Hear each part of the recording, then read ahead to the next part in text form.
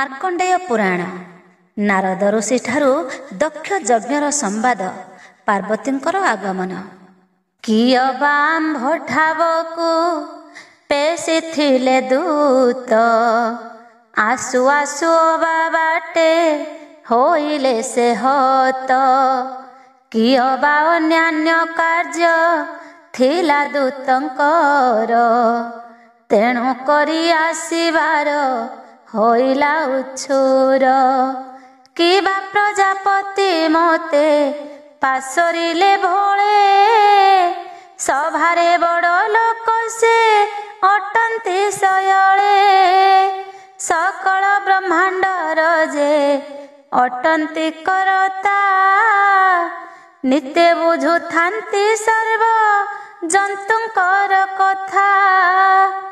ଏକେ କାର୍ଯ୍ୟକର୍ତ୍ତା ଦ୍ୱିତୀୟ ତ କାର୍ଯ୍ୟଗ୍ରାହୀ, ଆମ୍ଭ ଗଲା ନ ଗଲା ବା ନ ଜାଣିଲେ କେହି।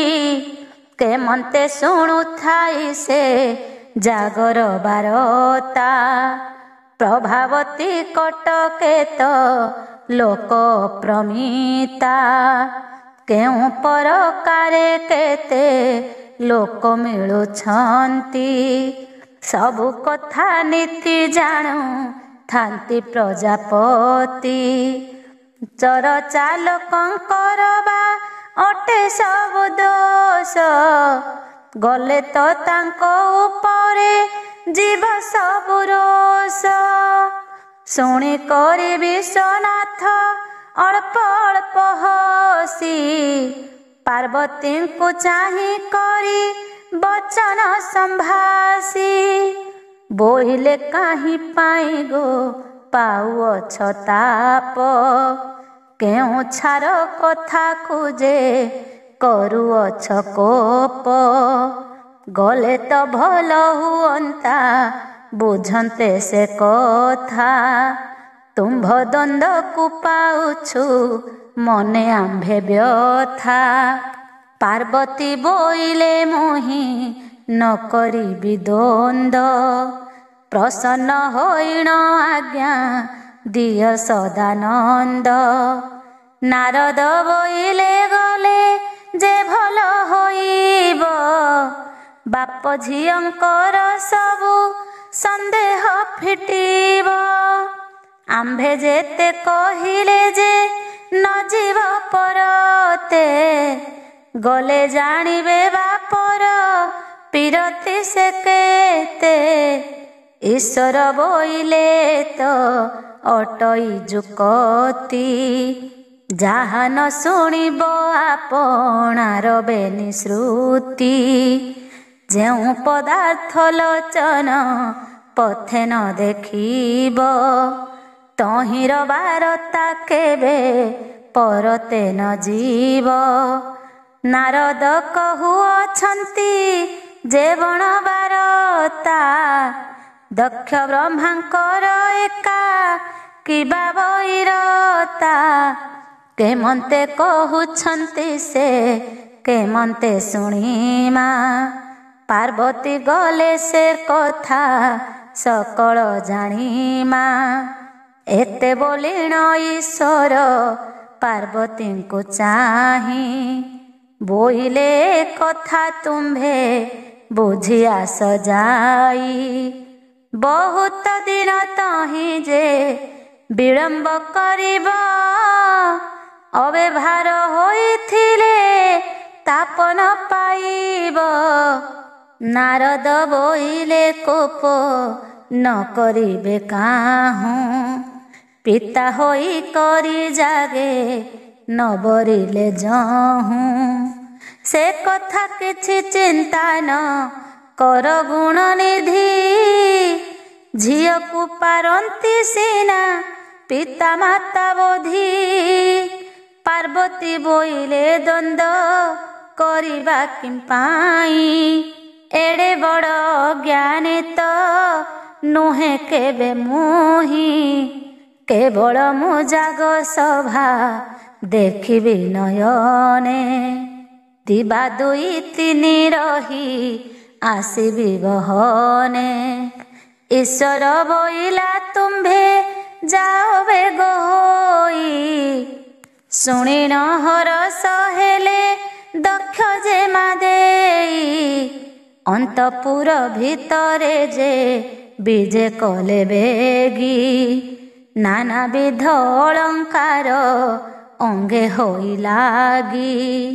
ବେଗ ବେଗ ହୋଇ ମାଏ ହୁଅନ୍ତେ ସୁବେଶ। କୁଞ୍ଚାଇ ପିନ୍ଧିଲେ ଭଲ କରି ଝିନ ବାସ। କୁଞ୍ଚିତ କବରୀ ଭାର କୁସୁମେ ମଣ୍ଡିତ। ସିନ୍ଦୁରର ବିନ୍ଦୁ ଚିତା କପାଳେ ଅଙ୍କିତ। ବଦନ ଶୋଭା ସମ୍ପୂର୍ଣ୍ଣ ଅକଳନ ଶଶୀ। ସୁନ୍ଦର ନୟନେ କଜଳର ରେଖା ଦିଶି। ତିଳ ଫୁଲ ନାସାରେ ଯେ ଗଳେ ଗଜମତି। ସୁନ୍ଦର ବିମ୍ବଧର ଦନ୍ତ ହୀରାକୃତି। ଶ୍ରବଣେ ତାଟକା କମ ନବରତ୍ନ ଜଡ଼ି। କଣ୍ଠକୁ ଶୋଭା ଦିଶଇ ମୁକ୍ତା ଚାପ ସରି। ମାଣିକ୍ୟର ମାଳା ଗୋଟି ହୃଦେ ଛନ୍ତି ଭରି। ତହିଁରେ ହୋଇଛି ନାନା ରତ୍ନ ସରି ସରି। କଟିରେ ସୋନ ମେଖଳା ରତ୍ନ ଓଢ଼ିଆଣି। କନକ ଝଟକ ସୁନ୍ଦର ଯେ ରତ୍ନମଣି। ଝାଉଁଳି ସୁନା ସୂତା ଯେ 100 କୋଟି ମୂଳେ।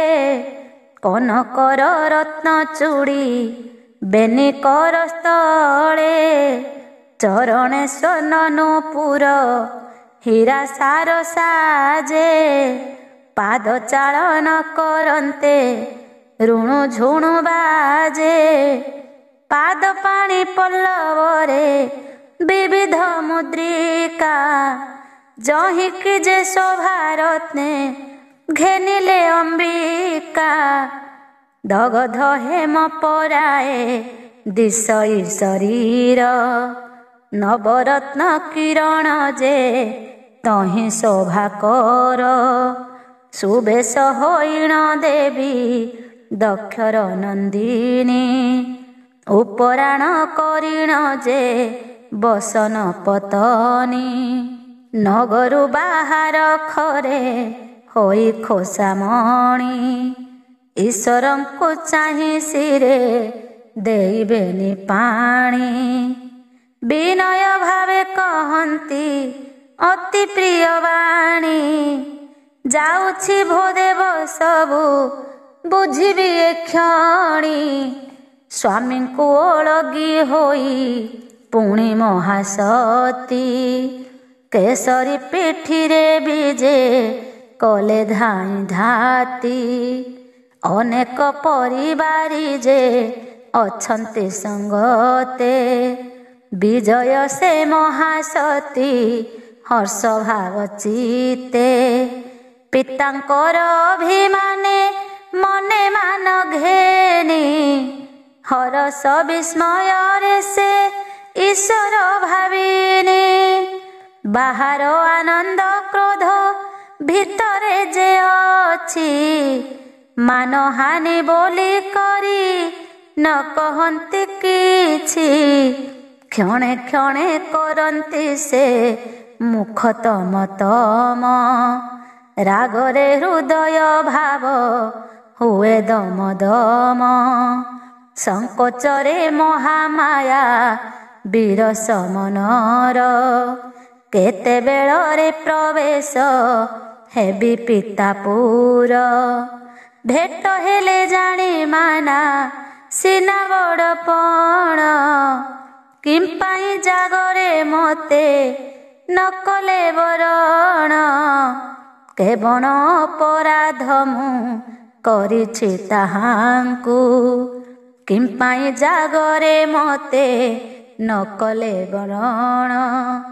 କେବଳ ଅପରାଧ ମୁଁ କରିଛି ତାହାଙ୍କୁ। କିମ୍ପାଇଁ ସେ ମାନହାନି କଲେ ଈଶ୍ୱରଙ୍କୁ। ସବୁ କଥା ଜଣାଯିବ ଭେଟିଲେ ସମ୍ମୁଖେ। ଏମନ୍ତ ଭାବି ଗମନ୍ତି ଦେବୀ ମନ ଦୁଃଖେ। ଚୌକତି ବେଢ଼ି ଯାଉଛନ୍ତି ପରିଜନେ। ଗଜ ଅଶ୍ୱଗୟଳେ ଯେ ଯାହାର ବାହନେ। ବ୍ୟାଘ୍ର ଭଲ୍ଲୁକ ମଇଁଷି ଗଜ ଓଟ ଚଢ଼ି। ଧାମନ୍ତି ଈଶ୍ୱର ଗଣେ ପାର୍ବତୀଙ୍କୁ ବେଢ଼ି। ସହସ୍ରେ ପାଟ ଛତ୍ର ଯେ ଲକ୍ଷେ କଚାମର। ପୁଷ୍ପ ପାଟ ଛତ୍ର ମେଘ ଡମ୍ବରୁ ଅପାର। ପହଣ୍ଡ ମଣାଉଛନ୍ତି କେଉଁ ପରିବାରୀ। ପୁଷ୍ପ ବିଞ୍ଚୁଛନ୍ତି ପଥେ କେବଳ ହିଁ ନାରୀ। ବିବିଧ ବାଦ୍ୟ ବାଇଣ କେବଳ ତରୁଣୀ। ତାହାଳି ମୃଦଙ୍ଗ ଶଙ୍ଖ କମଳା ବେଣୀ। ବାଜଇ ଝଞ୍ଜାଳ ଯନ୍ତ୍ର ରାବ କରତାଳି। ବହୁତ ଯୁବତୀ ଦେଉଛନ୍ତି ହୁଳହୁଳି। ବନଗିରି ମାଡ଼ିଣ ଯେ ଯାନ୍ତି ଦେବଗଣେ। ପ୍ରଭାବତୀ ପୁରକୁ ଯେ ପାର୍ବତୀ ଗହଣେ। ପ୍ରତ୍ୟକ୍ଷେ ପାର୍ବତୀ ମହା ମାୟା ମାହେଶ୍ୱରୀ। ଈଶ୍ୱର ଘରଣୀ ପ୍ରଜାପତିର କୁମାରୀ। ଅଶେଷ ମହିମା ଯାର ଅଟଇ ରଚନା। ସକଳ ଭିଆଣ ଜୀବ ଜନ୍ତୁ ତାର ସିନା। ବନ୍ଦଇ ସେ ପାର୍ବତୀଙ୍କ ଚରଣ କମଳେ। ଯେଉଁ ମହାଦେବୀ ଅଟେ କାରେଣୀ ଶୟଳେ। ଅନାଦି ଈଶ୍ୱର ଆଦି ନାୟିକା ତୁ ପୁଣି। ଜଗତ ଜନନୀ ତୁହି ମାଗ ଠାକୁରାଣୀ। ଭବାନୀ ତୁ ଆଦି ଶକ୍ତି ତ୍ରୈଲୋକ୍ୟର ମାତା। ପ୍ରଳୟ ନାଶିନୀ ମାଗୋ ସଂସାର ତ ଚିନ୍ତା। ଶୂନ୍ୟରୁ ସମ୍ଭୂତା ତୁହି ଅଟୁ ମହାମାୟା। ଅଲେଖ ପ୍ରତିମା ତୋର ବିଶ୍ୱ ନିଜ କାୟା। ତୁହି ଆଦି ନାରୀ ପରମ ବ୍ରହ୍ମ ଗାୟତ୍ରୀ। ତ୍ରିଲୋଚନ ନାରୀ ତୁହି ତ୍ରିପୁର ସୁନ୍ଦରୀ। ସଞ୍ଚୟନୀ ନାରୀ ତୁହି ଅଭୟା ଗୋମାଏ। ବ୍ରହ୍ମା ବିଷ୍ଣୁ ଈଶ୍ୱର ଯେ ତୋହର ତନଏ। ଇଚ୍ଛାରେ ତୁ ଦକ୍ଷ ବ୍ରହ୍ମା କୂଳରେ ଉତ୍ପତ୍ତି। ନାମ ବୋଲାଇଲୁ ତୁହି ଅବଳା ପାର୍ବତୀ।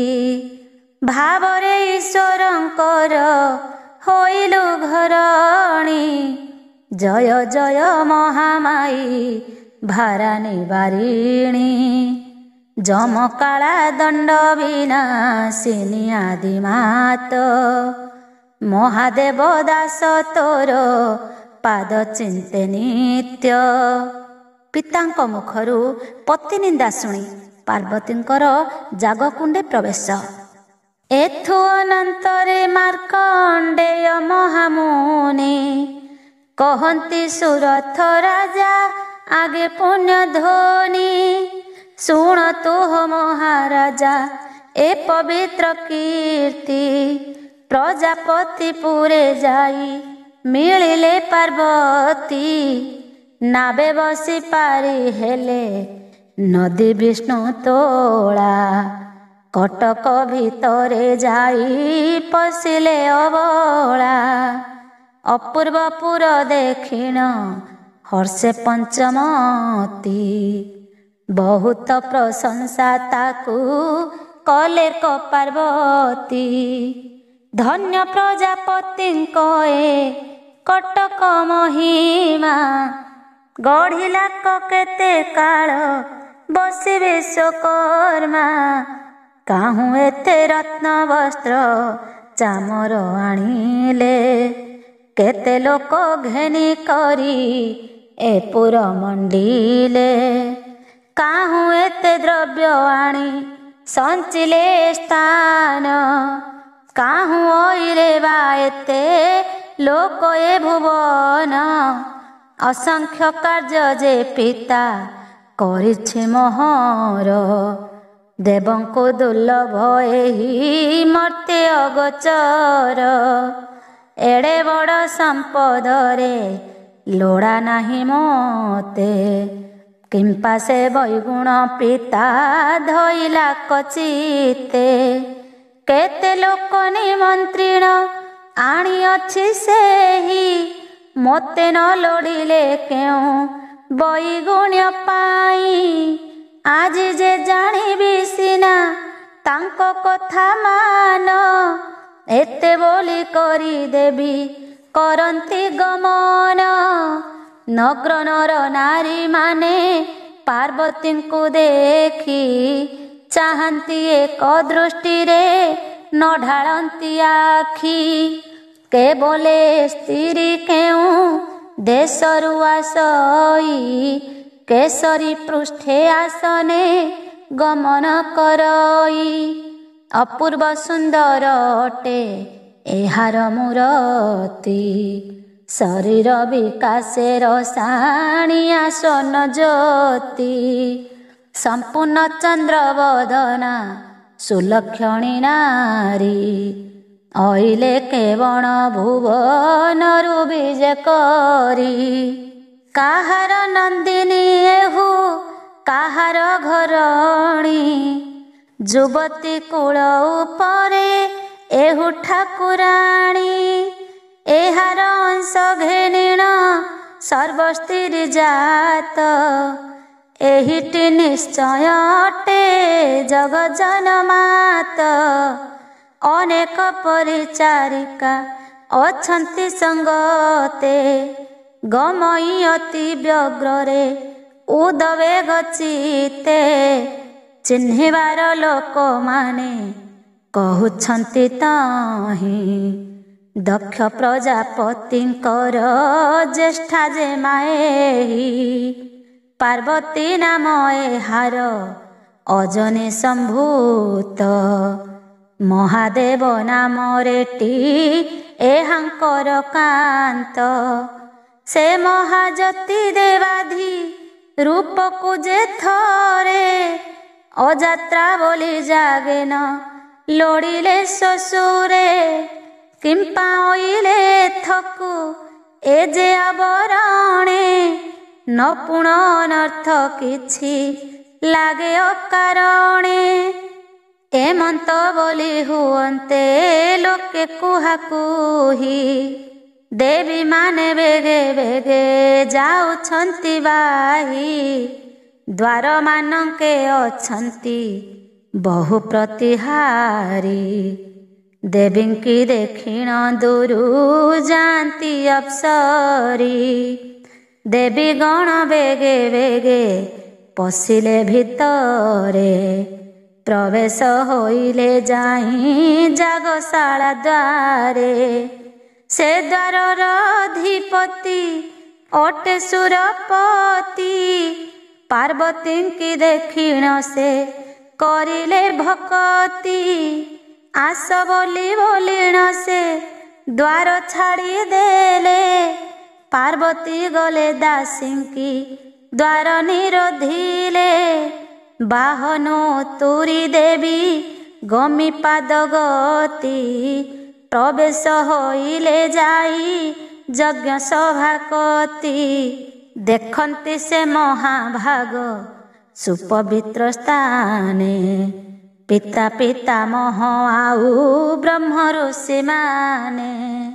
ମୁନି ବିପ୍ର ଆଦି କରି ଅଛନ୍ତି ଅନେକ। ଆପଣେ ଦକ୍ଷ ବ୍ରହ୍ମା ଯେ ବିପ୍ର ଜାଗନିକ। ଚନ୍ଦ୍ରକାନ୍ତି ନାମେ ତାଙ୍କ ଘରଣୀ ସଙ୍ଗତେ। ପୂଜନ୍ତି ଅଗ୍ନି ସମିଧ ଚରୁଗୁଆ ଘୃତେ। ଦେଖି ଆନନ୍ଦ ହୋଇଲେ ଦେବୀ ଯେ ପାର୍ବତୀ ପିତା ମାତାଙ୍କ ଚରଣେ କଲେ ପ୍ରଣତି। ପାର୍ବତୀଙ୍କି ଦେଖି କରି ଦକ୍ଷ ନାମେ ବିହି କୋମଳ କରି ବଚନ ତାହାଙ୍କୁ ଯେ କହି। ପ୍ରଜାପତି ବୋଇଲେ ଗୋ ଶୁଣ ହର ରାଣୀ, ଏ ଜାଗ ସଭାକୁ କିମ୍ପା ଅଇଲୁ ନ ଜାଣି। ଏହି ଅତି ପୁଣ୍ୟ ସ୍ଥାନ ସବୁ କଥା ନିଷ୍ଠା, ତୋହର ନିଶ୍ଚୟ ହେଲା ଏହୁ ଅପ୍ରତିଷ୍ଠା। ଦକ୍ଷ ବ୍ରହ୍ମାଙ୍କ ମୁଖରୁ ଏହି ବାକ୍ୟ ଶୁଣି ରହିଲେ ସ୍ତମ୍ଭୀଭୂତ ହୋଇ ଠାକୁରାଣୀ। ଏମନ୍ତ ସମୟେ ବିଜେ ନାରଦ ମହର୍ଷି ଦକ୍ଷ ବ୍ରହ୍ମାଙ୍କ ସଭାରେ ପ୍ରବେଶିଲେ ଆସି। ମହାସଭା ମଧ୍ୟରେ ଯେ ବିଧିମାନ କରି ବସିଲେ ଦକ୍ଷ ବ୍ରହ୍ମାଙ୍କ ପୁରେ ତପଚାରି। ପ୍ରଜାପତି ବୋଇଲେ ହେ ଥିଲ କେଉଁ ଦେଶ, କହିଲେ ନାରଦ ଋଷି ଈଶ୍ୱର କୈଳାସେ। ତୁମ୍ଭର ବାରତା ପୁଛା କଲେ ଦେବହର, କହିଲୁ ଯାଗ ବିଧି ସେ ସମ୍ପଦ ବ୍ୟବହାର। ଯାଗ ବିଧି କଥା ଶୁଣି କରି ଉମା ସାଇ, ବହୁତ ତାପ କଲେ ସେ କୋପମୁଖ ହୋଇ। ବୋଇଲେ ଗୋ ଦକ୍ଷ ବ୍ରହ୍ମା କରେ କିସ ଯାଗ, ଆମ୍ଭଙ୍କୁ ନ ବରିକାକୁ ଦିଏ ହବିର୍ଭାଗ। ଆମ୍ଭେ ଅଟୁ ମହାଦେବ ଦେବଙ୍କର ରାଜା, ଆମ୍ଭଙ୍କୁ ନ ବରି କରେ କାହାକୁ ସେ ପୂଜା। ଏତେ ବୋଲି କରି ହର ପେଶିଲେ ପାର୍ବତୀ, ଏବେ ସେ କିସ କହନ୍ତି ଶୁଣ ପ୍ରଜାପତି। ପ୍ରଜାପତି କହିଲେ ଯେ ପାର୍ବତୀ କହିବ, କିମ୍ପାଇଁ ସେ କୋପ କରିଛନ୍ତି ସଦାଶିବ। ସେ ତ ଜାଣନ୍ତି ତାଙ୍କର କ୍ରିୟା ସିଦ୍ଧି ପଣ, ଜାଗରେ କେଉଁ ପରି ସେ ହୋଇବେ ବରଣ। ଜାଗ ଘରକୁ ଯୋଗିକି ବରିବା କେମନ୍ତେ, ଋଷି ବିପ୍ର ଦେଖି କରି କି ବୋଲିବେ ମତେ। ଏ ବାକ୍ୟ ଶୁଣି ପାର୍ବତୀ ଦେଲେ କଉତ୍ତର, କଥାଏ କହିବି ପିତା ଅବଧାନ କର। ବିଡ଼ମ୍ବନ ସର୍ପ ପୁଣ ଶାମୁକାରୁ ମାଳେ, ପଇତା ଛଳରେ ତାହା ଲମ୍ବେ ବକ୍ଷସ୍ଥଳେ। ବାହୁଟି ନାଗ ସାପ ଯେ ତମ୍ଭାର କଙ୍କଣ, କଟିରେ ଯେ ଚିରି କୁଟି ଅତି ବିଡ଼ମ୍ବନ। ଅଣ୍ଟାରେ ଯେ ଅଜଗର ସାପ ଥାଇ ଭିଡ଼ି, ଭବିଷ୍ୟ ଦିଶୁଥାଇ ଯେ ଗଳାର କନ୍ଥଡ଼ି। କ୍ଷଣକେ ବାସ ଉଲଗ୍ନ ହୁଏ କ୍ଷଣ କ୍ଷଣ, ବାତୁଳ ପ୍ରାୟ ନାଚଇ ହୋଇ ରଣ ଭଣ। ନଟକାର ଜନମତ ବଜାଇ ଡମ୍ବରୁ, ସିଂହାନାଦ ବଜାଇଣ ଉଠଇ ସଭାରୁ। ରକ୍ତବର୍ଣ୍ଣ ପ୍ରାୟ ସଦା କରିଥାଇ ଆଖି, କପାଳରେ ପାଉଁଶ ଯେ ହୋଇଥାଏ ମାଖି। ଭିକ୍ଷୁକ ଜନ ପରାଏ ହସ୍ତେ ଘେନି ଥାଳ, ଦ୍ୱାରେ ଦ୍ୱାରେ ବୁଲି ଭିକ୍ଷା ମାଗଇ ତଣ୍ଡୁଳ। ବଳଦ ଗୋଟା ଚଢ଼ିଣ ବୁଲେ ନିଶା କାଳେ, ଭୂତ ପ୍ରେତ ପିଶାଚାଦି ବେଢ଼ିଥାନ୍ତି ମେଳେ। ଗଇସ ଦୁଦୁରା ଅର୍କ ଫୁଲ ବେଲ ପତ୍ରୀ ଏ ପଦାର୍ଥ ମାନଙ୍କୁ ସେ ମଣେ ସୁଖତି। କ୍ଷଣକେ ଗମଇ ସେହୁ ବଳଦ ବାହନେ ଦିବସରେ ଅନୁବ୍ରତେ ବୁଲୁଥାଇ ବନେ। ନିଶାରେ ସେ ବୁଲୁଥାନ୍ତି ଶ୍ମଶାନ ଭୂଇଁ ଭୋଜନ ଶୟନ ସୁଖ କିଛି ନ ଜାଣଇ।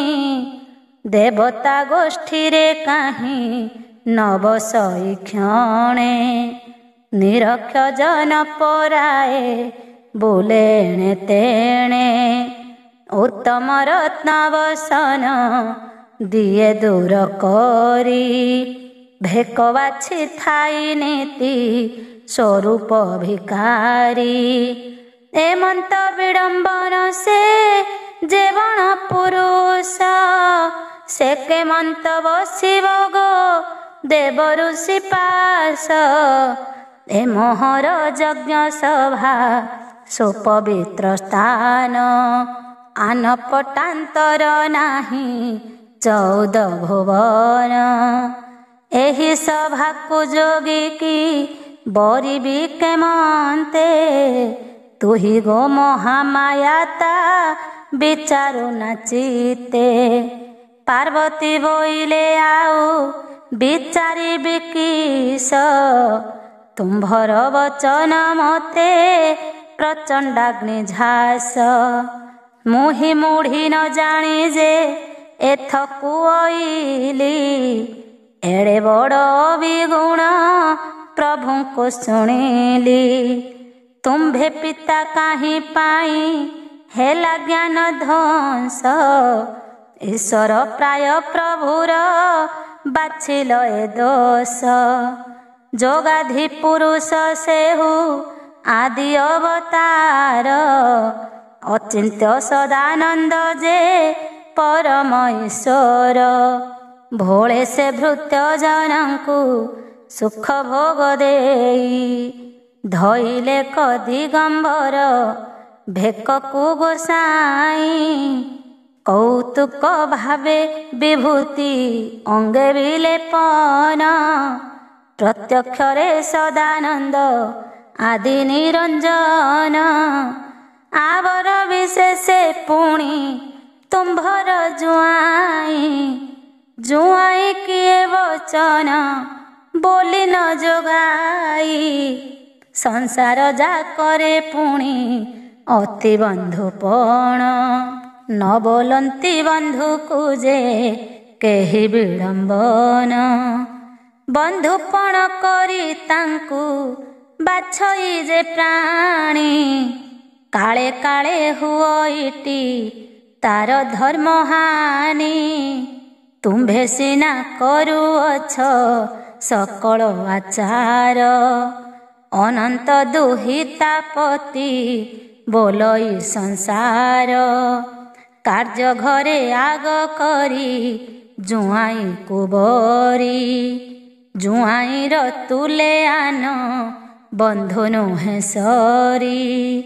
ଜୁଆଇଁ ଅବତରଣେ କି କାର୍ଯ୍ୟ ତୁମ୍ଭର ଅଧିକେ ବିଗୁଣ ବାଛ ପୁଣି ଯାହା ପାର। ପ୍ରଜାପତି ବୋଇଲେ ଗୋ ଶୁଣ ଶୁଭ୍ର କେଶୀ ଯେଉଁ ପାଇଁ କି ବାଛିଲି ସିନା ଦୋଷ ଦୋଷୀ। ଜାତି ନାଶ ଗଲେ ପୁଣି ବହୁ ପାପ ପାଇ ଜୀବନ୍ତେ ଅପୂଜା ମଲେ ନର୍କକୁ ଯେ ଯାଇ। ଏକଥା ମାନ ଗୋ ତୁମ୍ଭେ ନ ବୁଝି କହିଲେ ଏକା ବୋଲୁଅଛୁ ମତେ ଯଜ୍ଞ ନ ବରିଲେ। ତୋହର ସ୍ୱାମୀ ଦେବଙ୍କ ଅଟେ ମୋକ୍ଷ ପାନ ଜାତିରେ ଯୋଗୀ ତ ଆଗ ନୁହଁ ସେ ଆନ। ମହାଦେବ ସେ ହୋଇଲେ କି ହୋଇବେ ଅବା ମିଠା କ୍ଷୀରି ହୋଇଲେ କି ନାସାରେ ପିଇବା। ସୁରଙ୍ଗ ବୋଲିନି କି ଗୋ ଭଖିବା ଅନଳ, ପବିତ୍ର ବୋଲି ଭଖିବା ନିକି ସିନ୍ଧୁ ଜଳ। ସୁଖର ନିମନ୍ତେ କି ଗୋ ପରଦ୍ରବ୍ୟ ହରି, କ୍ଷୁଧାର୍ତ ହୋଇଲେ ନିକି ବିଷପାନ କରି। କୌତୁକେ ଶୋଇବ କି ମହାପଶୁ ମେଳେ, ଉଚ୍ଚ ସ୍ଥାନ ବୋଲିନି କି ଆରୋହିବ ଶୂଳେ। ବନ୍ଧୁ ନିମନ୍ତେ ତେଜିବ ନିକି ନିଜ ଜାତି, ଏ କଥା ବିଚାରି ତୁମ୍ଭେ କହ ଗୋ ପାର୍ବତୀ। ପାର୍ବତୀ ବୋଇଲେ ମୁଁ କି କହିବି ହେ तात, ତୁମ୍ଭେ ଭଲ ଲୋକ ବୋଲି କହିଲ ଏମନ୍ତ। ଈଶ୍ୱର ପୁରୁଷଙ୍କୁ ତ ଅଜାତି ବୋଲୁଛ, ତୀର୍ଥକୁ ଯାଇଣ ପୁଣି ଗୋଳି ପାଣି ବାଛ। ସମ୍ପୂର୍ଣ୍ଣ ଚନ୍ଦ୍ରମାରେ ତ ବହୁତ କଳଙ୍କ, ଜଳ ନିନ୍ଦା କରିଣ ଯେ ବୋଲୁଅଛ ପଙ୍କ। ଅନନ୍ତ ନାଗକୁ ଅଯାତ୍ରିକ ବୋଲି ଲେଖ, ଉଲଗ୍ନ ବୋଲି ଲକ୍ଷଣ ଗଜକୁ ଉପେକ୍ଷ। ବ୍ରହ୍ମାର ବେଦ ପୋଥିରେ ଅଶୁଦ୍ଧ ଯେ ଖୋଜୁ, ବିଷ୍ଣୁର ବୈକୁଣ୍ଠେ ପୁଣି ଭଲ ମନ୍ଦ ହେଜୁ। ନିରାକାର ରୂପକୁ ଯେ ବାରୁଛୁ ଅରୂପ, ସୁଧର୍ମା ସଭା ମଧ୍ୟରେ କାହୁଁ ଲୋଡୁ ପାପ। ସୁରପତିର ପତ୍ନୀକୁ ବୋଲୁ ଦୋ ଚାରୁଣୀ, ସାଗରକୁ ନିନ୍ଦା କରି ବୋଲୁ ଲୁଣି ପାଣି। ପଶୁ ମଧ୍ୟରେ ଗୋମାତା ପଶୁ ବୋଲି ଯୋଖୁ, ଯୋଗୀଙ୍କର ସଙ୍ଗତରେ ଈଶ୍ୱରଙ୍କୁ ଲେଖୁ। ବିଧାତା ହୋଇଣ ତୋର ଏସନକ ବୁଦ୍ଧି, ନିଶ୍ଚୟ ହରାଇଲୁ ତୁ ସକଳ ସମୃଦ୍ଧି। ପ୍ରଜାପତି ବୋଇଲେ ଗୋ ଶୁଣ ମୋର ମାତ, ପ୍ରସ୍ତାବେ କହିଲୁ ତୋତେ ଶାସ୍ତ୍ରର ଉକତ। ବିପ୍ର ହୋଇଣ ଯଦ୍ୟପି ହେବ ବିଦ୍ୟାହୀନ, ଇଷ୍ଟଦେବ ହୋଇ ଯେବେ ନୋହିବ ପ୍ରସନ୍ନ। ବୈଷ୍ଣବ ହୋଇଣ ଯେବେ ହେବ ମାୟାଚାରୀ, ସ୍ୱାମୀ ଠାରେ ଅଭକତ ହେବ ଯେଉଁ ନାରୀ। କୁଟୁମ୍ବ ହୋଇ ଆତ୍ମାକୁ ଚିନ୍ତେ ଯେବେ ମନ୍ଦ, ମିତ୍ର ହୋଇଣ ଶତ୍ରୁକୁ କହେ ଯେବେ ଭେଦ। ଶିଷ୍ୟ ହୋଇଣ ଗୁରୁରେ ଯେବେ ଅଭକତି, ବନ୍ଧୁ ହୋଇ ହେବ ଯେବେ ଅପ୍ରିୟ ଜାତି। କୁଳ ସ୍ଥିରୀ ହୋଇ ଯେବେ ବଳାଏ ପିରତି, ଏତେ ଲୋକମାନଙ୍କୁ ଯେ ନ ଲୋଡ଼ିବ କତି। ଏ ପ୍ରକାର ବଚନ ଯେ ଅଛଇ ପୁରାଣେ, ଈଶ୍ୱରଙ୍କୁ ମୁଁ ବରିବି କହ କେଉଁ ଗୁଣେ। ଆବର ବିଶେଷରେ ତ ଅଛି ହତ୍ୟା ଦୋଷ, ଗୋହତ୍ୟା ବାଳ ହତ୍ୟା ଯେ ଅନଙ୍ଗ ବିଧ୍ୱଂସ। ଏତେ ହତ୍ୟା ଦୋଷ ପୁଣି ଶୁଣିଛି ତାଙ୍କରି, ତେଣୁ ସିନା ଜାଗକୁ ନ ଆଣିଲି ମୁଁ ବରି। ତୁ ଯଦ୍ୟପି ଅବରଣେ ଅଇଲୁ ମୋ ପୁର, ଜାଗ ସରିବା ଯାଏ ଗୋ ଦୂରେ ବି ଯେ କର। ଏ ବଚନ ଶୁଣି କରି ଈଶ୍ୱର ଭାବିନି, ହୃଦୟରେ ବିଚାରନ୍ତି ବହୁମାନ ଘେନି। ପିତା ମୁଖରୁ ଶୁଣିଲି ଏସନକ କଥା, କି ବୋଲି ବୋଲିବେ ମତେ ଶୁଣି ପଞ୍ଚମଥା। ଏ ହୋଇଲେ ଶୁଦ୍ଧ ମୁହିଁ ହୋଇଲି ଅଜାତି। ଜାଗ କରି ପିତା କଲ ଏଡ଼େ ଅପିରତି। ଏତେ ମାନହାନିରେ ଚାହିଁବି କାହା ମୁହଁ। ଯାଉ ଏ ଜୀବନ ଏ ଯେ ପଡ଼ୁ ମୋର ଦେହ। ଏତେ କବଳିଣ ଦେବି ମୌନ ବ୍ରତେ ରହି। ବରଡ଼ା ପତ୍ର ପରାଏ କମ୍ପୁଅଛି ଦେହି। ପ୍ରସନ୍ନ ବଦନ ଗୋଟି ଦିଶିଲା ମଳିନ। ଚନ୍ଦ୍ରକୁ ଲଜ୍ଜା ଯେସନ ଆଦିତ୍ୟ କିରଣ।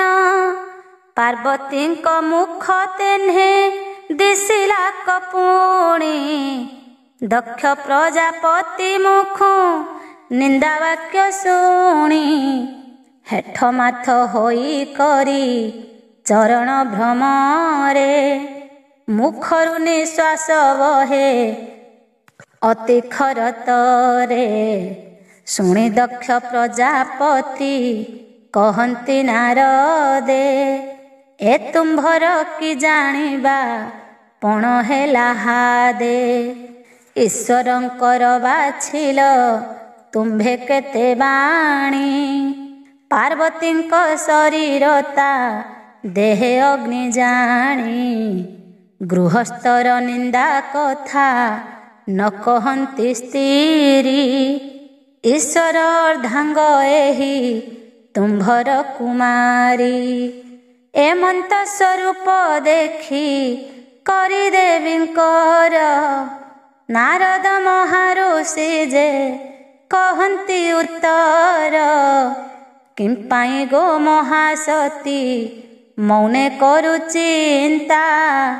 ସକଳ କାର୍ଯ୍ୟରେ ହାନି କଲେ ତୁମ୍ଭ ପିତା। ତୁହି ନ ଜାଣି ଅଇଲୁ ଯେବେ ହି ପୁର।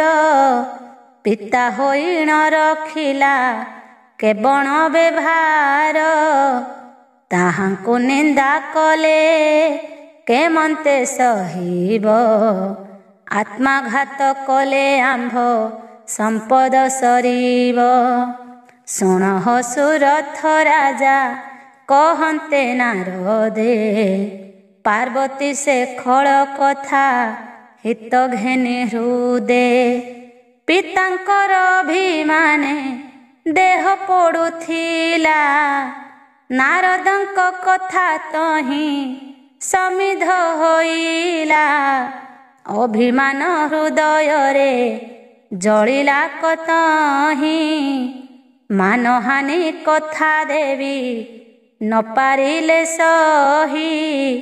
ବେଳକୁ ବେଳ ଯେ କ୍ରୋଧ ପୁରେ ହୃଦୟରେ।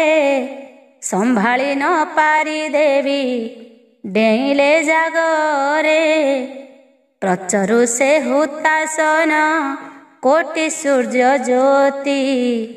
ପ୍ରତାପବନ ହୋଇଣ ଜ୍ୱଳନ୍ତା କୃତି। ଜାଣିଣ କାଳ ନଳ ହୁଏ ଅବତାର। ପ୍ରଚଣ୍ଡ ନଳ ରାଶି ଜଳେ ଖରତର। ମନ୍ତ୍ର ବଳରୁ ପ୍ରଚଣ୍ଡ ଅଗ୍ନି ତେଜ ରାଶି। ଘୃତ ଯୋଗେ ପୁଣି ମହାକିରଣ ପ୍ରକାଶୀ।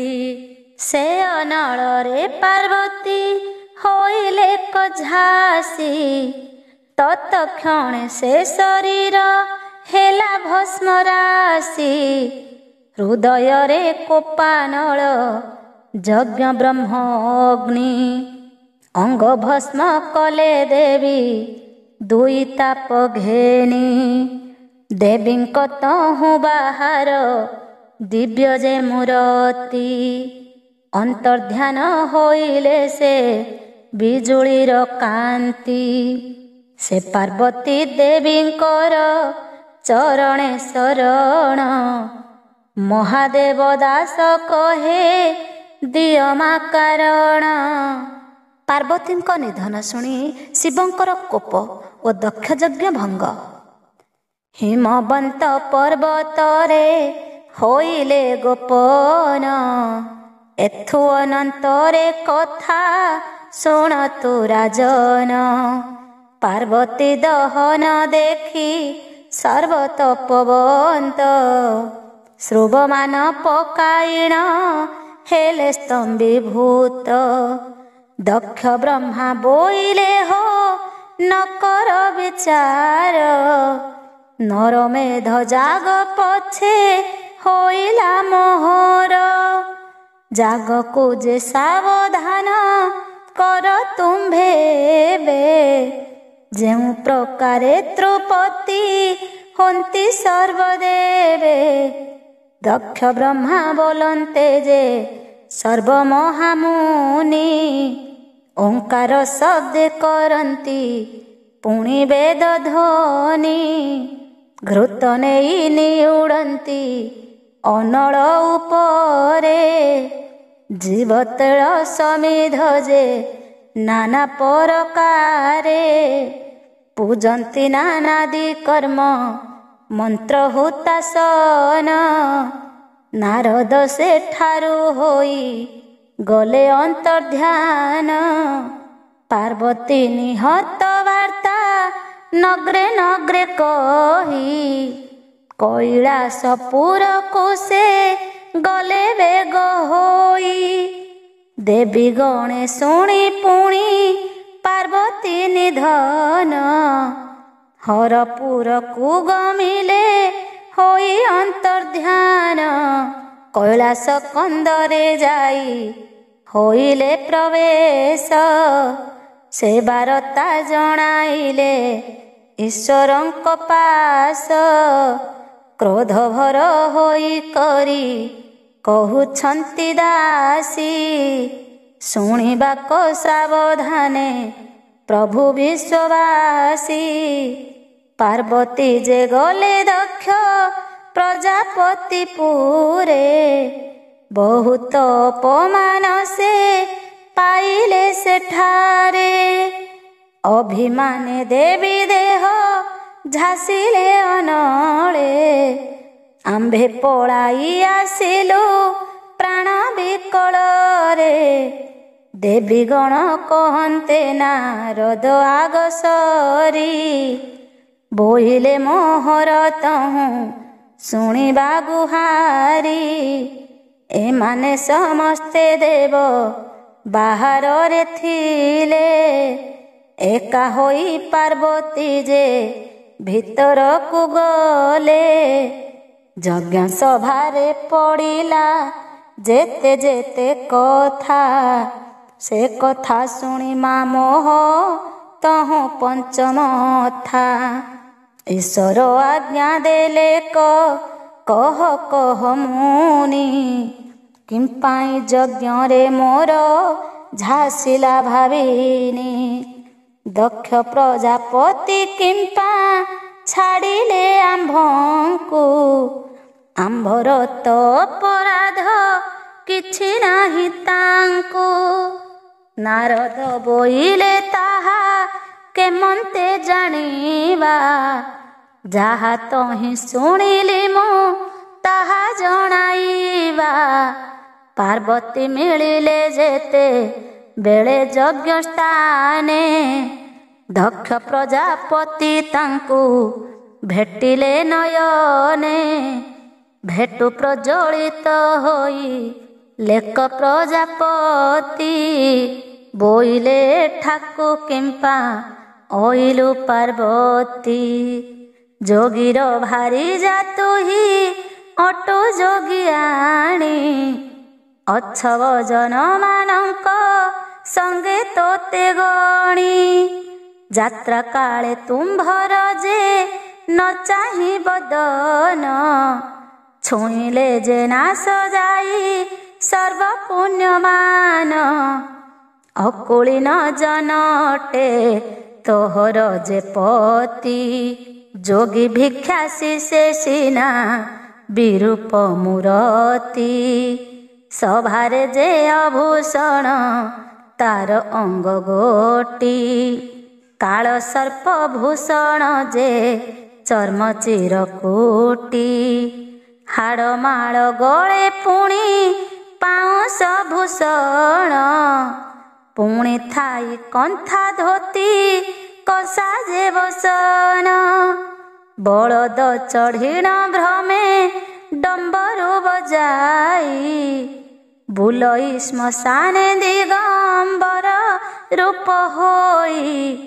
ଜାତି ଆଚାର ବ୍ୟବହାର କିଛି ତାର ନାହିଁ, ଭିକ୍ଷୁକ ପ୍ରାୟ ହୋଇ ସେ ବୁଲେ ଯହିଁ ତହିଁ। ବିଡ଼ମ୍ବନ ପୁରୁଷ ଯେ କ୍ରିୟାହୀନ ପ୍ରାଣୀ, ତୁ ତାହାର ଭାରି ଜାଗୋ ଅଟୁ ଯୋଗିଆଣି।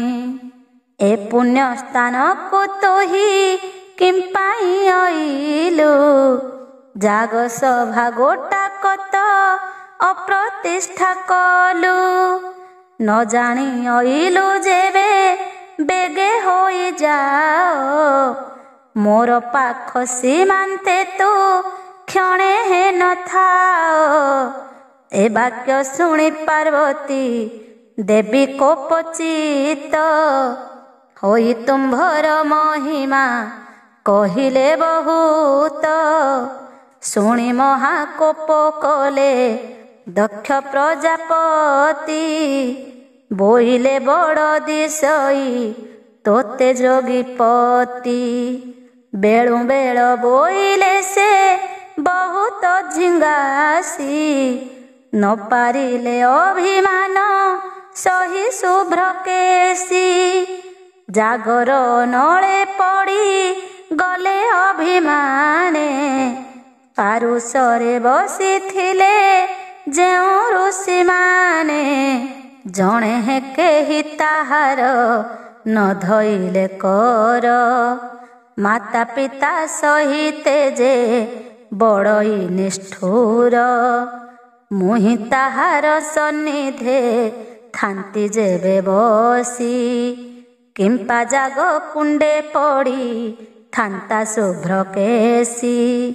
ଦକ୍ଷ ପ୍ରଜାପତି ଚିତ୍ତ ବଡ଼ଇ ନିର୍ଦ୍ଦୟା, କିଞ୍ଚିତେ ହୃଦେ ତାହାର ନବସଇ ଦୟା। ଅଧିକ ଆନନ୍ଦରେ ସେ ନିଉଡ଼ିଲା ଘୃତ, ପାର୍ବତୀର ଦେହ ଗୋଟା ହେଲା ଭସ୍ମୀଭୂତ। ଯେତେବେଳେ ଦେବୀ ଯଜ୍ଞ କୁଣ୍ଡରେ ପଡ଼ିଲା, ବିକରାଳ ହୋଇ କରି ଅନଳ ଉଠିଲା।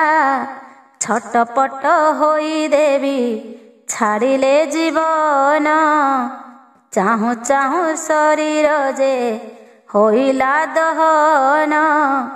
ତାହା ଦେଖିଣ ଆକୁଳ ହେଲା ପଞ୍ଚଭୂତ, ସେ ସ୍ଥାନ ତ୍ୟାଗ କରିଣ ଅଇଲି ତୁରିତ।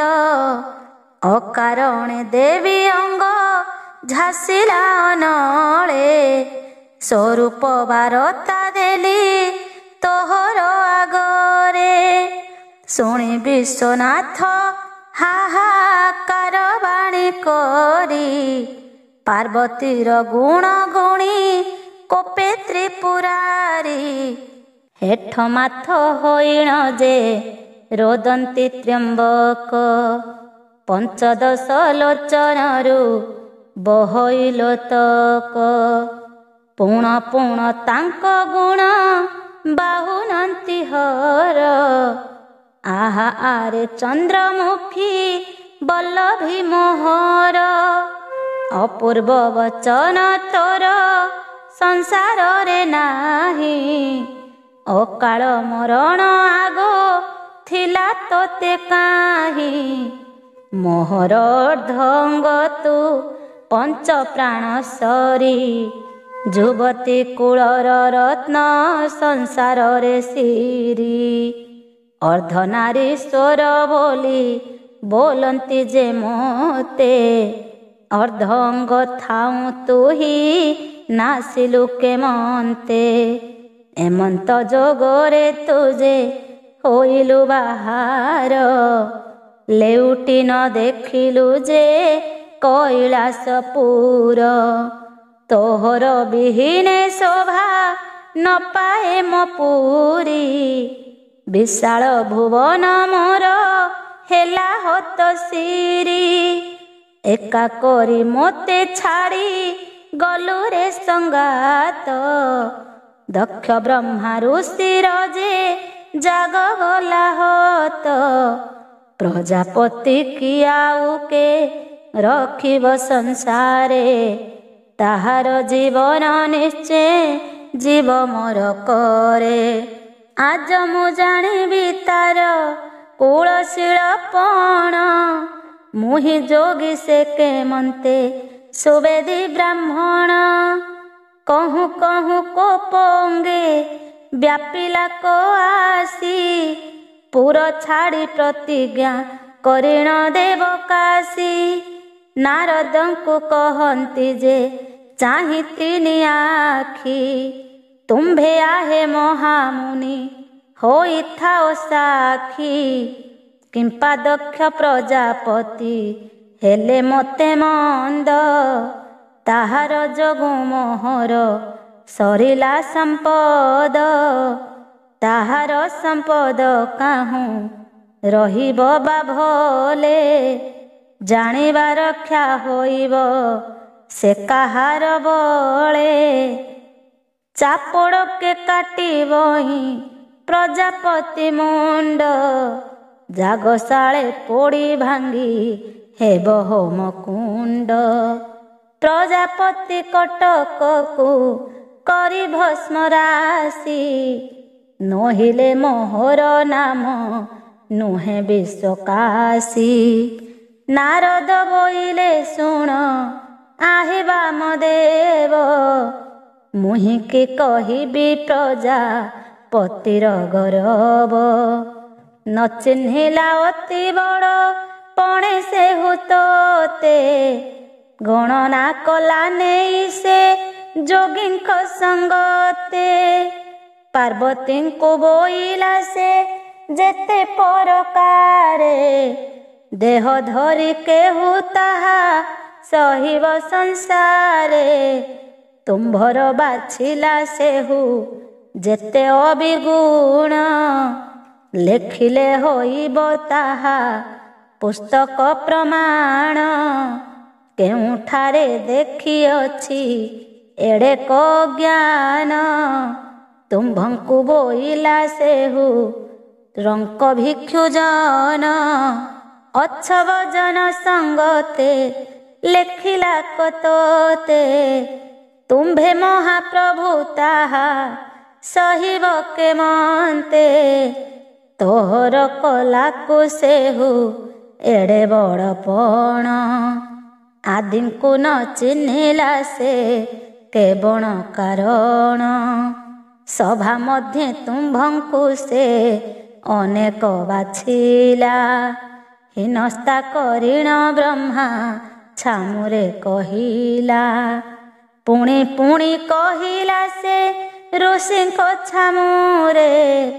ବୋଇଲା ବିରୂପ ଧରି ଥାଇ ସେ ଶିରରେ। ଯୋଗୀ ଜନମ ସେହୁ ଯେ ମାଗନ୍ତା ଭିଖାରୀ। ବିକଟ ରୂପ ଭବିଷ୍ୟ ରୂପକୁ ସେ ଧରି।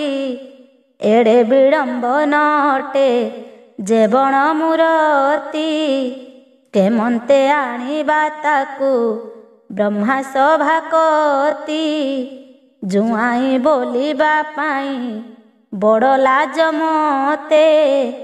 ଏତେ ବୋଲି ଦକ୍ଷ ବାଛି କହିଲା କତୋତେ। ଈଶ୍ୱର ଈଶ୍ୱର ମନେ ପ୍ରଜ୍ୱଳିତ କୋପ। ରୋଷେଣ ଗର୍ଜନ୍ତି ସେହି ଜାଣି କାଳ ଦର୍ପ। ଉଠି ଦେବ ଦେବ କରେ ଧଇଲେ ତ୍ରିଶୂଳ। ଆକର୍ଷି ବୁଲାନ୍ତେ ପୃଥ୍ୱୀ ହେଲା ଟଳମଳ। କୈଳାସଗିରି ଗୋଟି ହେଲା କମ୍ପମାନ। ସ୍ତମ୍ଭୀଭୂତ ହୋଇ କରି ବହିଲେ ପବନ। ଆକାଶରେ ଛନ ଛନ ହେଲେ ଦିଗପାଳେ। ଅଧୈର୍ଯ୍ୟ ରହିଲେ ଯେ ସପ୍ତ ସିନ୍ଧୁ ଜଳେ। ଈଶ୍ୱର କୋପରୁ ଧର୍ମ ନୋହିଲା ପ୍ରକାଶ। ଅନ୍ଧକାର ପ୍ରାୟ ଦେଖା ଗଲା ଦଶ ଦିଶ। ପୁଣି ସଦା ଶିବ ତମ କରନ୍ତି ମନରେ। କହ କହ କି ପୁଣି ବୋଇଲେ ଶ୍ୱଶୁରେ। ଆମ୍ଭେ ତ ଜାତି ସେହୁ ଶୁଦ୍ଧଶାଳୀ ଜନ। ଆଜ ସେ ଜାଣିବ କିଏ ବଡ଼ କିଏ ସାନ। ଏତେ ବୋଲି କୁପିତ ଯେ ହୋଇଲେ ଧୈର୍ଯ୍ୟଟି। ମୁଖ ବିକାଶନ୍ତେ ଅନ୍ଧ କାର ଗଲା ତୁଟି। ପୁଣ ପୁଣ ଈଶ୍ୱର କହନ୍ତି ପରିଘାଇ। ଆମ୍ଭେ ଯେ ଦକ୍ଷରଟୁ ଅଜାତି ଜୁଆଇଁ। ପାର୍ବତୀ ଗଲେ ତ ଜାଗ ହେଲା ଅପ୍ରତିଷ୍ଠା। ଆମ୍ଭେ ଗଲେ ସିନା ସର୍ବ ହୋଇବ ଯେ ନିଷ୍ଠା। ନାରଦ ବୋଲେ ପ୍ରତିଜ୍ଞା କର ତୁମ୍ଭେ କିସ। ଦକ୍ଷ ବ୍ରହ୍ମାର ପ୍ରତିଜ୍ଞା ଏଥକୁ ବିଶେଷ। ସେତ ବୋଇଲେ ସୃଷ୍ଟିରେ ମୁହିଁ ବଡ଼ ଜାଣ। 14 ପୁର ଲୋକେ ତ ମୋହର ଭିଆଣ। ମୁଁ ଯାହାକୁ ଯେଡ଼େ କରେ ସେହି ବଡ଼ ଜନ। ସଂସାର ଭିତରେ କେଡ଼େ ହୁଅଇ ସେ ପୁଣ। ଏମନ୍ତ ବୋଲି ପ୍ରତିଜ୍ଞା କରେ ଯେଉଁ ପ୍ରାଣୀ। ତୁମ୍ଭେ ତାକୁ କୋପ କରି କି କରିବ ପୁଣି। ଈଶ୍ୱର ବୋଇଲେ ତାହା କେମନ୍ତେ ଜାଣିବା। ଯାଗଶାଳା ଯାଏ ଚାଲ ଚଳାଇଣ ଯିବା। ସେଠାରେ ଜାଣିବା ସିନା କେଡ଼େ ଗରିଷ୍ଠ। ତୁମ୍ଭେ ଆମ୍ଭ ସଙ୍ଗତରେ ଥିବ ମୁନି ଶ୍ରେଷ୍ଠ। ଆଜି ସେ ପ୍ରଜାପତିଙ୍କି କେ ରକ୍ଷା କରିବ। ବ୍ରହ୍ମା ଇନ୍ଦ୍ର ଚନ୍ଦ୍ର ଯେକୁ ବେର ବାସୁଦେବ। ଯମ ନଈ ଋତ ଆଉ ବରୁଣ ପବନ। ଅନନ୍ତ ଦିବାକର ଯେ ଚନ୍ଦ୍ର ହୁତାସନ। 14 ପୁର ମଧ୍ୟରେ ଯେତେକ ଅଛନ୍ତି। କେ ଆଜ ରକ୍ଷା କରିବ ଦକ୍ଷ ପ୍ରଜାପତି। ନାରଦ ବୋଇଲେ ତ ନ ଯାଇ ପରତେ। ନାସିବ ପତ୍ନୀର ପିୟରକୁ କେଉଁ ମତେ। ଏଠାରେ ତୁମ୍ଭର ହେଉ ଅଛି ଏଡ଼େ କ୍ରୋଧ। କତିକି ଗଲେ ହୋଇବ ପୁଣି ଉପରୋଧ। କୋମଳ ବଚନେ ତୋଷିବେ ଯେ ମୁନି ଜନେ। ଭାରି ଜାନି ହିତ ବ୍ୟଥା ନ ଲାଗିବ ମନେ। ଈଶ୍ୱର ବୋଇଲେ ତାହା ଦେଖିବ ପ୍ରତ୍ୟକ୍ଷ। ପାର୍ବତୀ ପ୍ରାୟ ନହିବ ଯେବେ ବ୍ରହ୍ମା ଦକ୍ଷ। ନୟନ ଖୋଲିଲେ ଆଉ କିସ ପରିହାସ। ପ୍ରାଣ ତ୍ୟାଗ କରି କିସ ଧର୍ମରେ ପ୍ରକାଶ। ଦାରା ବୈରିକି ଉପରୋଧ କିମ୍ପା କରି। ଆପଣା ନାସା କାଟିକି ବହୁ ରୂପ ଧରି। ତାହାର ଆମ୍ଭର ଆଉ କିସ ବନ୍ଧୁପଣ। ବିଶେଷ ଆମ୍ଭେ ଦିଶିଲୁ ତାକୁ ବିଡ଼ମ୍ବନ।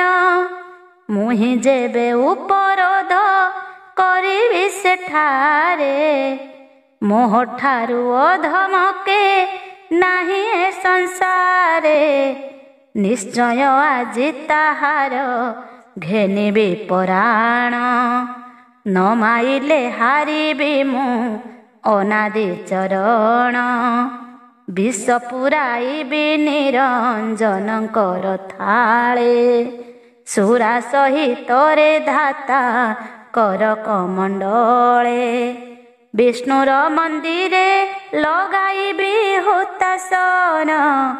ପ୍ରଜାପତି ଶିର ଯେବେ ନ କରେ ଛେଦନ, ଗୁରୁ ହତ୍ୟା ବ୍ରହ୍ମ ହତ୍ୟା କରେ ଯେଉଁ ଜନ, ବେଲ ଅଶ୍ୱତ୍ଥ ବୃକ୍ଷ ଯେ କରଇ ଛେଦନ, ହିଂସ୍ରକ ଅହଙ୍କାରୀ ଯେ ଚୌର ମୂର୍ଖ ବନ୍ଦ, ବିଶ୍ୱାସଘାତକ ମଧ୍ୟ ପାଇ ବୃତ୍ତି ଛେଦ, କୃତଘ୍ନ ଶିଶୁ ଘାତକ ଗୋଟା ଅବିବେକ, ସାଧୁ ସନ୍ଥ ହେ ଉତ୍ତମ ଶାସ୍ତ୍ରରେ ନିନ୍ଦୁକ, ଶିବ ଆଳୟେ ସନ୍ନ୍ୟାସ ଗୃହେ ଯାତ୍ରା ଯୋଗେ, ପ୍ରବେଶ ହୁଅନ୍ତି ଯେଉଁ ଜନେ କାମରଙ୍ଗେ, ଶିବଲିଙ୍ଗ ଖୋଳି ଆଉ ତୈଳ ଆମିଷ, ରବିବାରେ ଯେଉଁ ଜନ